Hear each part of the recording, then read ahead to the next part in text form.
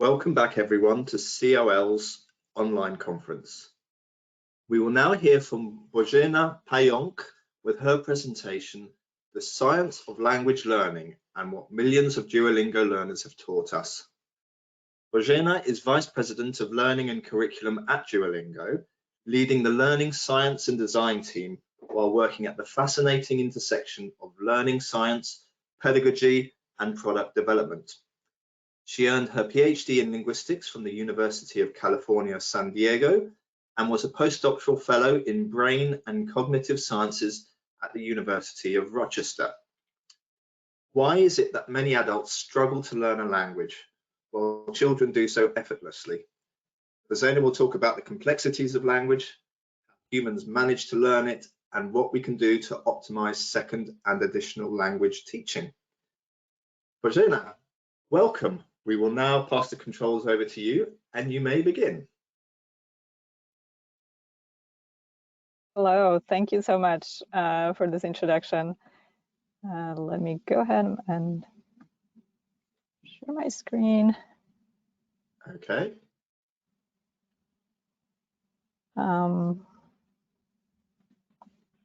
right.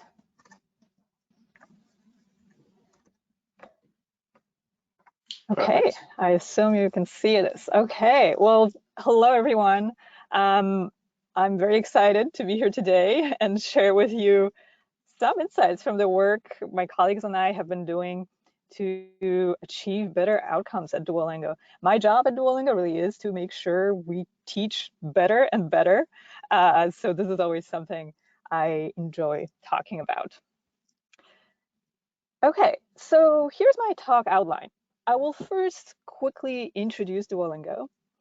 Then I'll tell you about the science of language learning, what we know about language learning from general research on this topic. And then I'll share what we've learned at Duolingo to improve the outcomes of our learners. Okay, so what's Duolingo? First and foremost, Duolingo is an educational app. We are most known for teaching languages. We have over 100 language courses teaching over 40 different languages. Our courses are aligned to the Sapphire framework and built by experts in language teaching. We have recently also added math and music courses. We're very excited about those. Our aspiration in general is to help people learn a variety of useful skills. And it works. 40 million people around the world use Duolingo every month. We also have a separate app, Duolingo ABC, that teaches early literacy skills to English-speaking children. Finally, there is the Duolingo English Test, or DET. It's a high-stakes assessment of English language proficiency. It has been developed and is continuously improved by a team of psychometricians and assessment scientists, with a strong focus on test validity and security. The test is aligned to the Sapphire framework and the standards of educational and psychological testing, and is accepted by over 5,000 universities around the world. And just to give you a little bit more insight into how we work, we really try to combine human expertise and AI to keep improving our products. We create content that follows standards, as well as best pedagogical and assessment practices. We build experiences that are interactive and conversational so that learners get experience with practical language they can use in real life. And we personalize the experience for better learning outcomes and for more precise assessment. Finally, we make improvements based on research and data. We run hundreds of controlled experiments to get that constant signal on what's working and what isn't. But before I talk about the insights from my work, I wanted to discuss what we know about language learning from the general research. So let's talk about language. Well, as we all know, language is complicated and full of nuances that we need to navigate. For example, think about Catwoman versus Cat Lady. They mean very different things. And language has plenty of ambiguities that we need to deal with. There are many opportunities for misunderstanding, hopefully not always as dire as illustrated in the cartoon. So let's think about what it means to know a language. I want to prove to you that our knowledge about the language or languages we speak is absolutely amazing. Look at this bird. This is the wag. Now there are two of them. There are two wags. This may seem easy, but think about it for a second. You probably had never heard the word wag or wags, and yet you had no trouble figuring out how to describe two wags. You apply the rule that you know about from just knowing English. This is a common experiment that we do with children to figure out at what point they know how to apply linguistic rules to new words. Depending on the rule, this happens between ages 2 and 4, but some rules may take longer. Let's look at another example of what you know. We say things like TikTok and big bad wolf, but the other order, talk tick or bad big wolf, just somehow don't sound right. Why not? It turns out that English has this underlying rule or preference to order vowel sounds in a certain way in those types of expressions. So prefers I before ah or ah. And there are plenty of other examples in English, like flip-flop, hip-hop, ping-pong, sing-song, king-kong, chit-chat, mishmash. And this is not some kind of universal constraint in all the languages. This is something you know because you learned English. This is specific to English. Let's look at another example. Noam Chomsky, a famous linguist, philosopher, these days more of a political activist, came up with this sentence: colorless green ideas sleep furiously. It is nonsensical. And yet, we still know that this is a well-formed sentence in English. This sentence has a structure that other sentences have, like big bad wolf sleeps peacefully. And we know, knowing English, we have the knowledge of what language structures are good and what structures are not so good. Another example of what's not so good, this is an example of Master Yoda. His speech just sounds funny in English because the word order he uses is not following the usual English structure. But of course, different languages use different word orders. For example, in English, we say I love you, but in Spanish, I, you, love. So this is all part of your language knowledge, you knowing the specific languages you learned. So now we get to this question. With all this complexity and nuance, how do we ever learn a language? It seems impossible. And that's the conclusion that Noam Chomsky, the famous linguist, came to as well. He thought that language is so complex, it's unlearnable.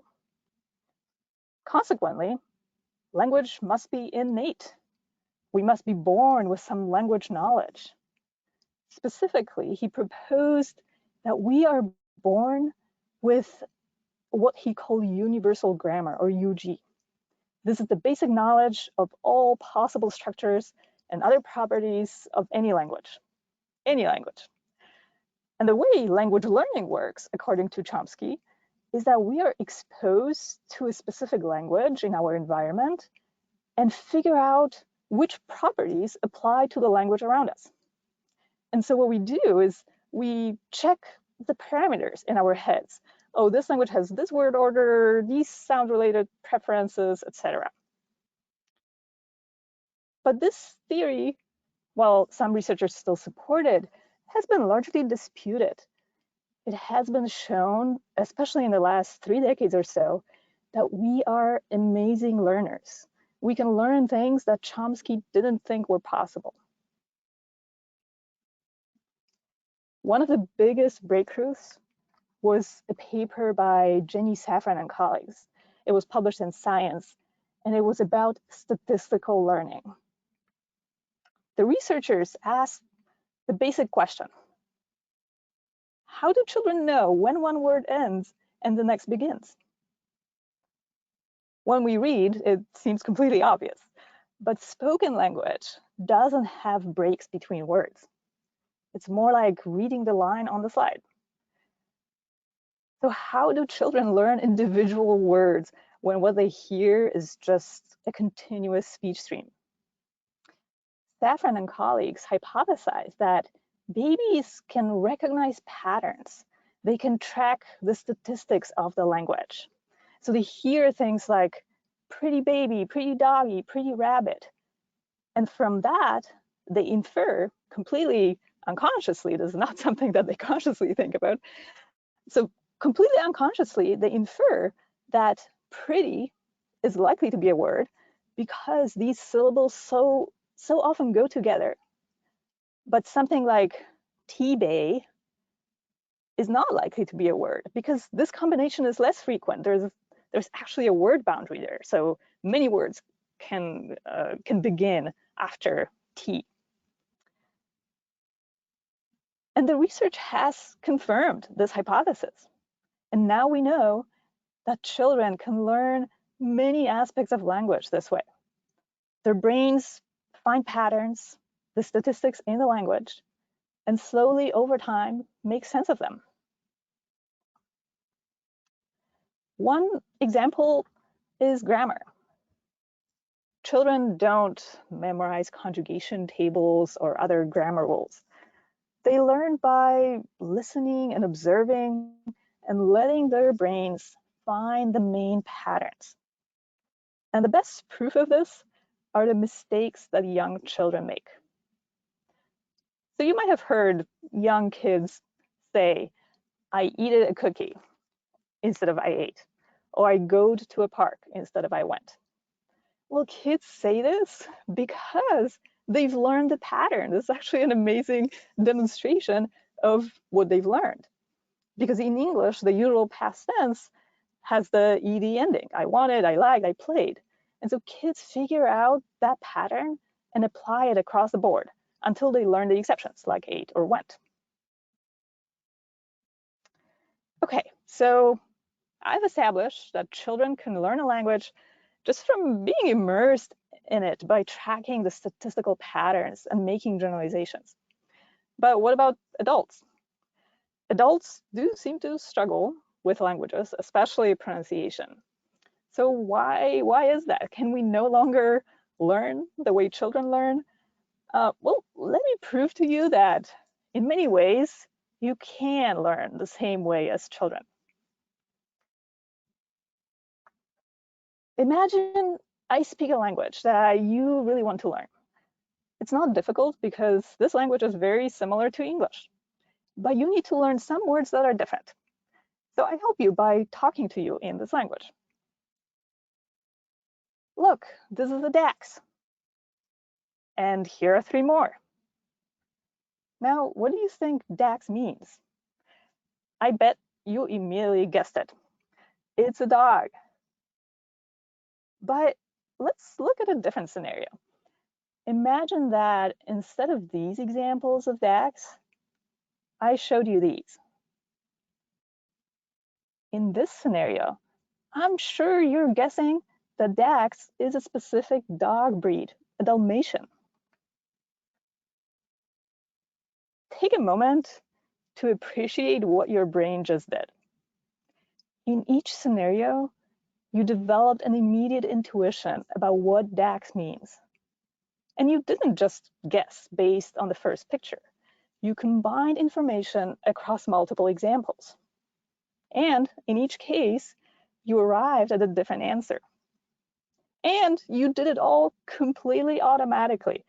This is statistical learning. The researchers Fei Xu and Josh Tenenbaum used this example to explain how children, but also adults, might be learning word meanings by making inferences across multiple examples they encounter in their daily environment.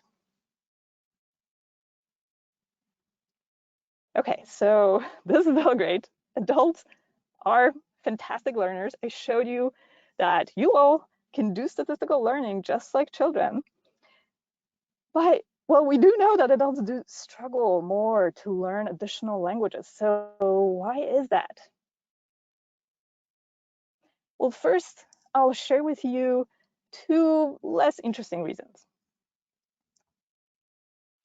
One reason is reduced neural plasticity. So over time, our brains do get progressively worse at learning new things. So the effort required to learn is greater. But as I said before, adults are still great learners, and adult learners actually have many cognitive advantages over children. They have better attention, memory, better learning strategies. Think about a 3-year-old compared to an adult after 3 years of studying a language. Adults can actually generally communicate much more than 3-year-olds. So we just have really high expectations for how quickly adults should be learning, but adults still learn pretty well. And so some reduction in neuroplasticity as we age, it just doesn't seem such a big problem.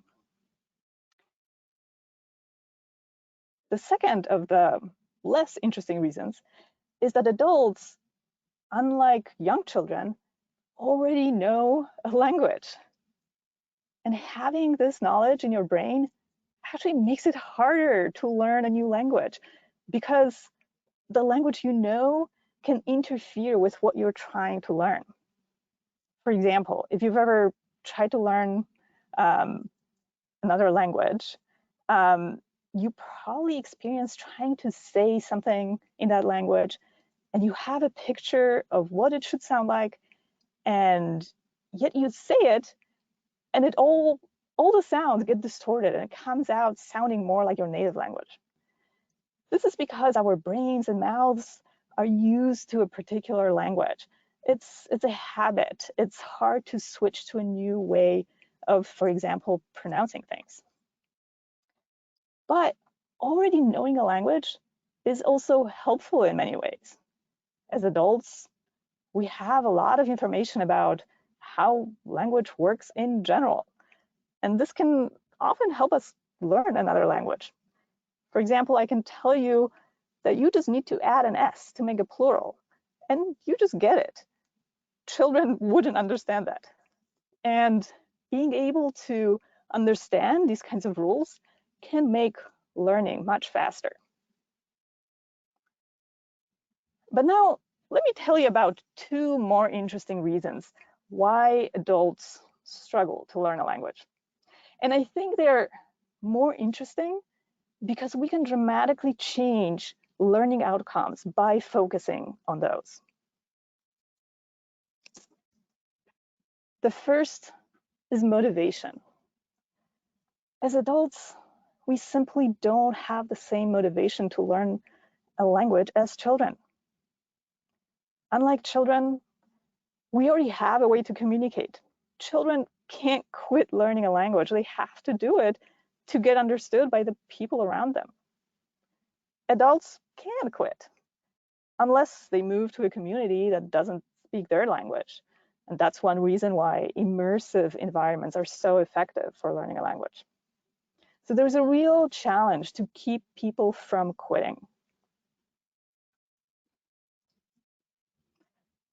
And the next reason is anxiety.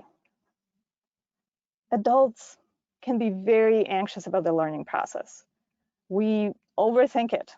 We get overwhelmed and anxious when we don't understand every single word. We are afraid to make mistakes, and that holds us back. Children make plenty of mistakes for years, but that doesn't stop them. If we want to see big changes in how well people learn, we need to address those two reasons. And we can do this through the way we teach. Which brings me to the last part of this talk, the insights from Duolingo for improved learning outcomes. So how can we address low motivation and anxiety to help people learn better? Well, at Duolingo, we've had years of experimentation, and we've been integrating our own findings with existing academic research to develop our approach. And here's our key discovery. There's a clear learning and engagement loop. If you're engaged and motivated, you learn more. And if you're learning and feel that you're making progress, you get more engaged and you want to keep going. This means that focusing on engagement, on increasing motivation and reducing anxiety, produces a virtuous cycle. The more learners engage in learning activities, the more they want to keep learning because they enjoy it, but also because they build up their confidence and feel successful, which grows their passion for what they are learning. So how do we make sure this works in practice? How do we create this virtuous cycle? Well, we've developed a unique methodology, which is centered around learning by doing. Learning by doing means interactive, hands-on learning. And it's grounded in what I talked about earlier today, statistical learning. Learning by interacting with the world and finding patterns, even without realizing it. We know people can learn this way. Think back to how you learned the word for DAX. And we can activate these statistical learning processes and even accelerate this type of learning if we provide people with just the right environment to interact with. And I'll talk about how we do this in a second.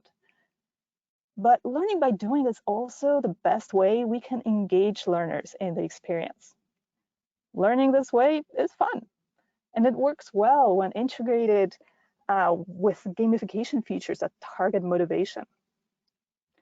This method also engages learners by supporting their self-efficacy, their beliefs in their own capabilities, because learners immediately put things into practice on Duolingo. They gradually increase their confidence in their own skills and their ability to use them in the real world, which in turn also increases their motivation to keep studying and reduces their anxiety because they feel successful. Okay, so let's jump into some more details.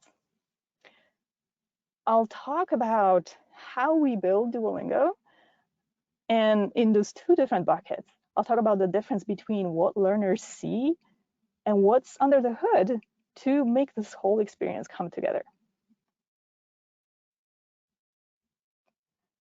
What learners see is a fun experience. Lessons are highly interactive with lots of different exercise formats and a delightful visual design. And there are many gamification elements to keep learners engaged. For example, learners extend their streak on every consecutive day of using Duolingo. They collect XP when completing a lesson. They compete with other learners and move to higher and higher leagues. They complete quests with their friends and require them to gain a certain amount of XP or complete perfect lessons with no mistakes. The content focuses on conversational language so that learners can immediately see how they can use it in real life. Here are some examples that are common requests. Clean the table, please. Open the window, call a doctor. This is all from the Italian course I'm doing right now. And it all comes together in longer form content like Duolingo stories, where you can see slightly longer chunks of language and see how it all comes together in more context. There's also Duolingo signature humor with some silly sentences like, crime fell after the chicken became prime minister. These sentences are there for a reason. They are memorable and they make people laugh. And that really helps with the engagement, helps lower their anxiety. Finally, learners experience a clear sense of progress. All lessons are bite-sized, so that it's easy to complete a meaningful chunk of the course in just a few minutes.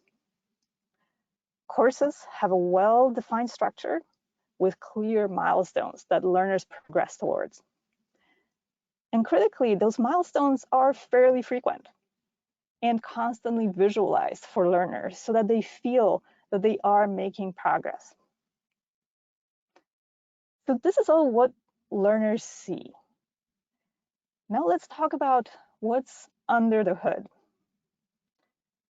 While the Duolingo experience feels simple and intuitive, crafting it is nothing but simple. We are very intentional about all the different choices we make that learners won't even notice. The key to our method working, is our intuitive learning design. We gradually guide learners through concepts. We teach through examples that illustrate certain contrasts or certain analogies. So here again, some examples from recent lessons I did in Italian, where the focus was on imperative, on commands. Put the milk in the glass, open the window, take the flower. Learners see many examples of this verb form, like apri, prendi, and so that their brain really can notice the pattern, right? You see a lot of the same verb ending, metti, apri, prendi. This is statistical learning in action.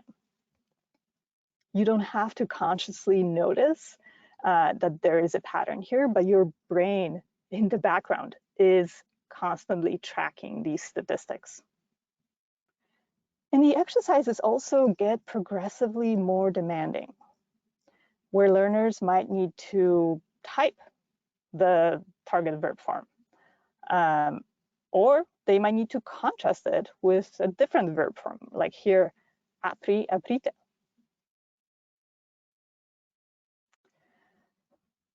This course structure and content are all aligned with the CEFAR framework. This is to ensure that the content has comprehensive coverage, is adequately sequenced, is appropriately communicative. And following CEFAR, we center each Duolingo unit around a communicative objective and a set of can-do statements to make sure that this content really is well-grounded in what learners should be able to do. Finally, Duolingo lessons are powered by sophisticated personalization algorithms. BirdBrain is what we call our student model. This is the model of what each learner knows and doesn't know at a given point in time. We use this information to assemble lessons that are personalized for each learner so that they are at the right difficulty just for them. To summarize, our learning by doing experience ensure that people gradually learn and make progress. While they are having fun, their brains are doing a lot of learning thanks to our careful and intentional design of the learning experience.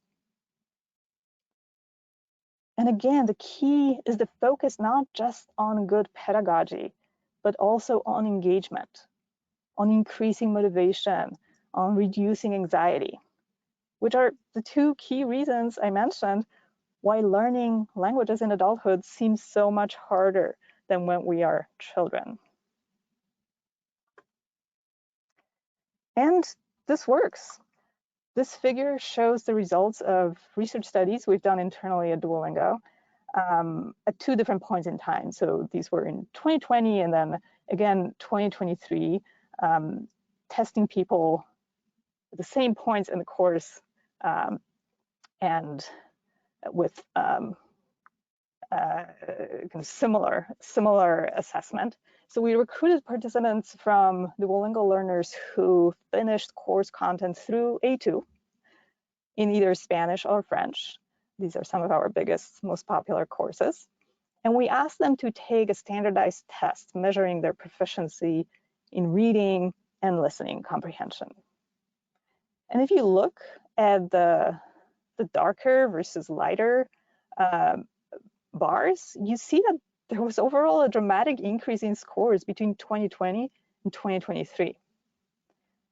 And there are some caveats here because we actually did use different tests for those two different assessments, those two different measurements, but the tests were both scored at the same scale.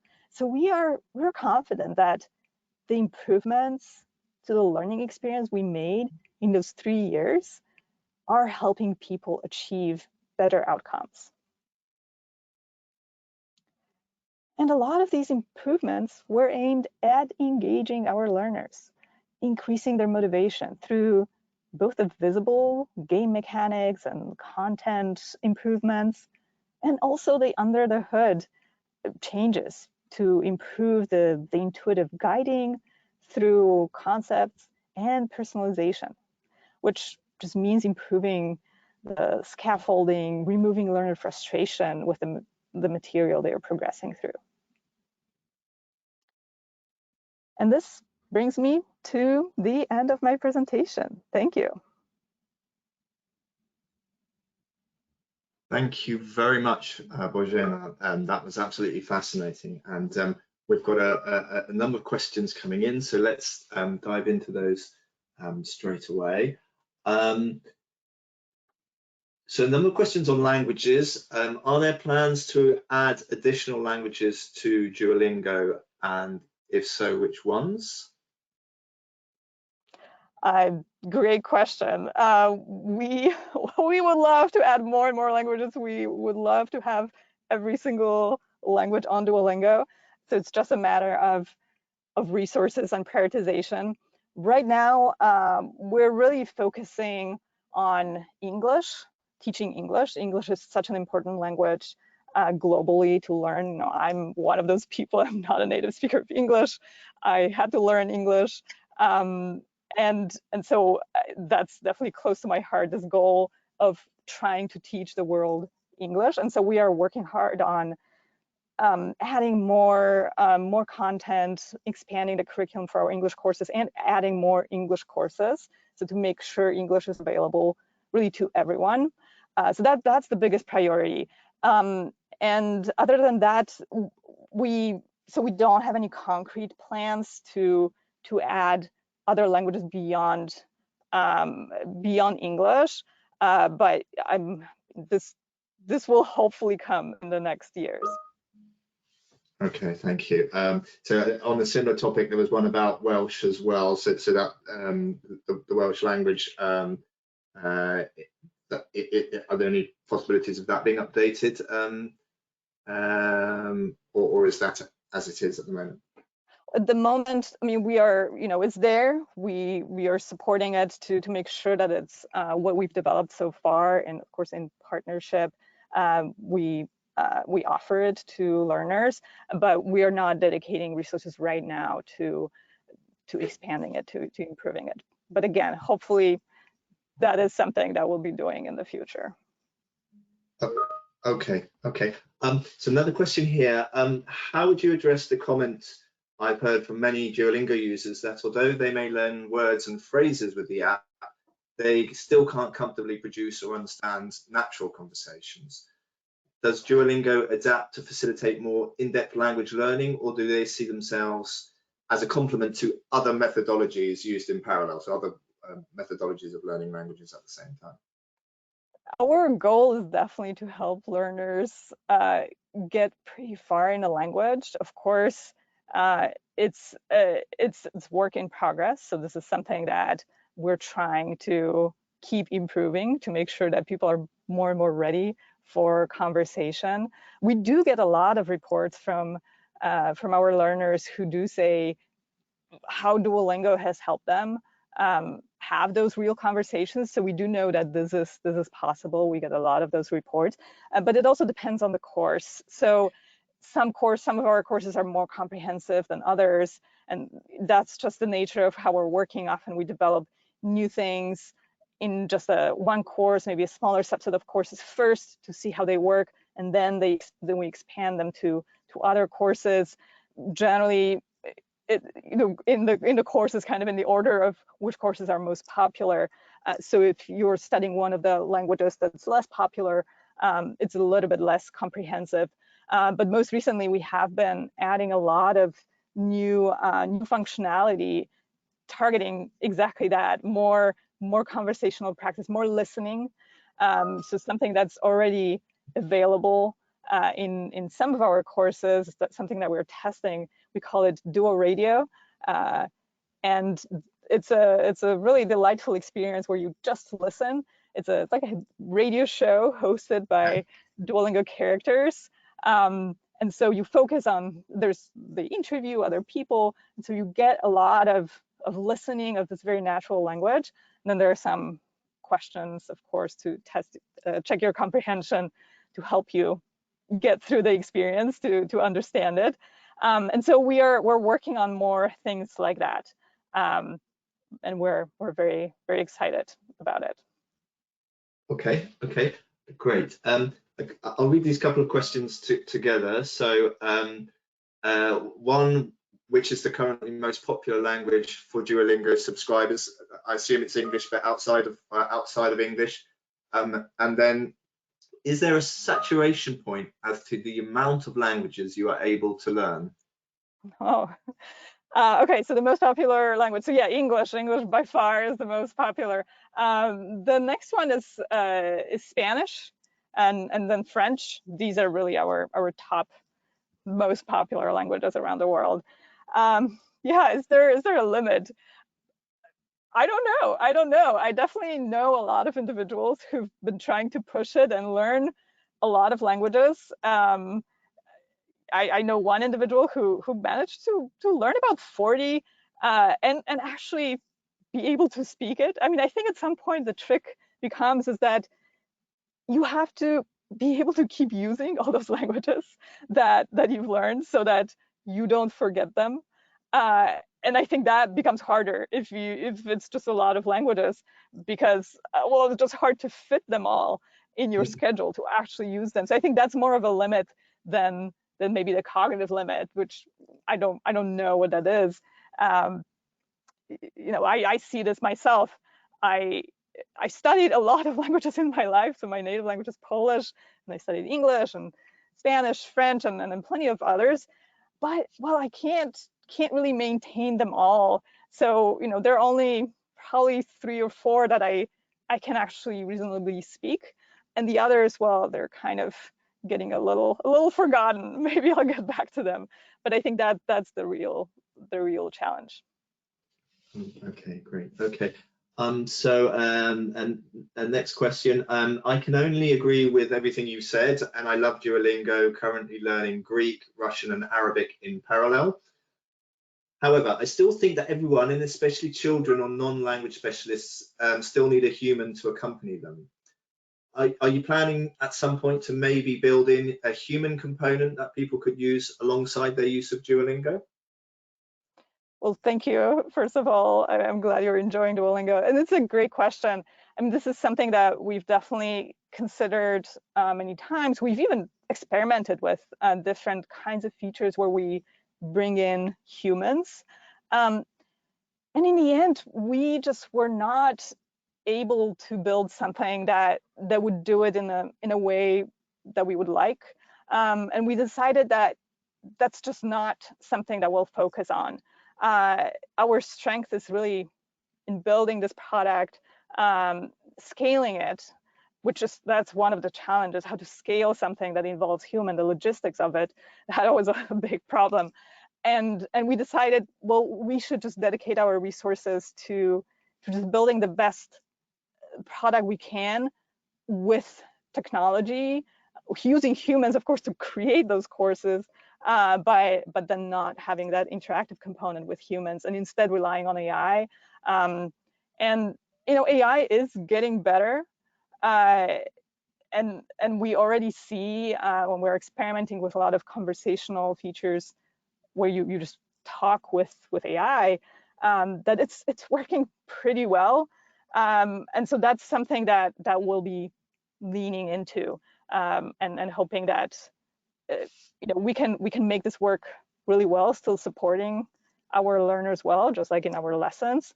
And also there's like a nice benefit of talking to AI instead of a human, which is also something we've seen through our experimentation, and that kind of going back to this anxiety component. People are so anxious about talking to a human. It's actually really difficult for many people, and talking to a non-human actually turns out to be easier for many people. They don't feel as embarrassed. So that is actually one advantage of AI in this context. Fantastic. Okay.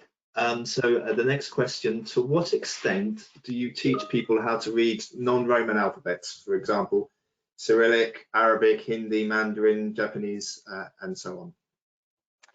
Another great question. So this is something that's still ongoing work, but for the last few years, we have been focusing on it. At the beginning, Duolingo basically had nothing to really teach you another script, another writing system. And a few years ago, we started focusing on it, starting with Japanese. And so at this point, every course that has another writing system has a different tab where you can go and learn the new alphabet, the characters, and we're constantly working on improving it.